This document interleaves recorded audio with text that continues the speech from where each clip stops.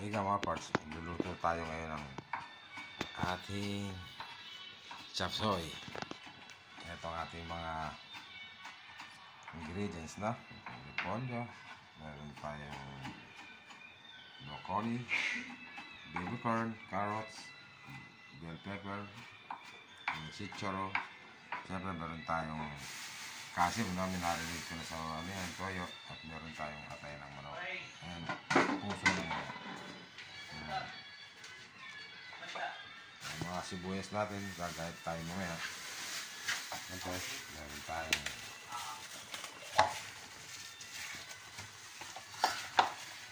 itlog ng pugo. Yan ang mga sangkap ng ating chop suey. Special chop suey. Lalaga pa natin. Siyempre, yan ang ating kikuman. At meron tayong sesame oil.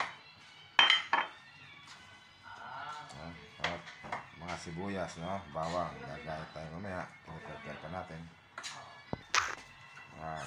May kasama yan, bibili pa tayo ng oyster sauce, no?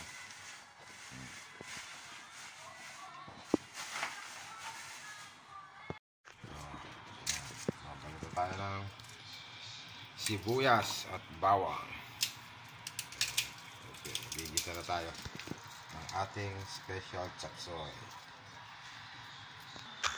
Ating itlog ng pugo.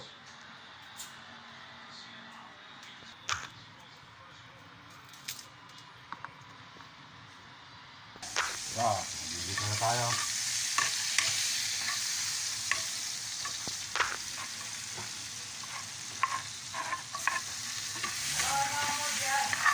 Onion, garlic muna. Yan naman, sunod natin ang ating sibuyas. So, yan. Ito ang ating steak. Pork steak, no? Yan. Panghalo natin sa ating chop suey. Yan. Salaman na natin yung manok. Medyo malambot na yung ano niya. Yung pork steak niya. Sunod natin ating liver. Chicken liver. Saka chicken heart.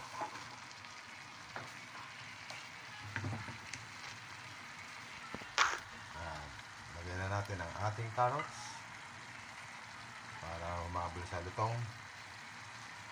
Mamaya, tapos huli na natin tong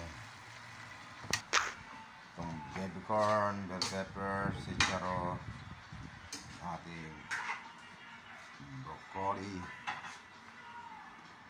and repolyo. So, ayan na. Halo-halo na natin, no? Nilagyan na natin lahat ng sangkap. Ayan. Sandali lang to, ha? Half cook lang naman yan para maganda yung mga gulay, malulutong. Ayan, sarap to, yan. Yan ang mga sahog yan. May oyster sauce, may secret ingredients pa yan. So, mga ika yan, malapit na, no? Mga 5 minutes na yan, okay na yan. Masarap pag malutong ang ating vegetable. Simple lang to, no? Chop suey, masustansya na, masarap pa. Okay mga parts, yung mga hindi pa nakapag-subscribe po, subscribe na po kayo, and pakishare na lang po, and follow po sa aking mga niluluto. Maraming salamat po. God bless you all. Mabuhay kayo.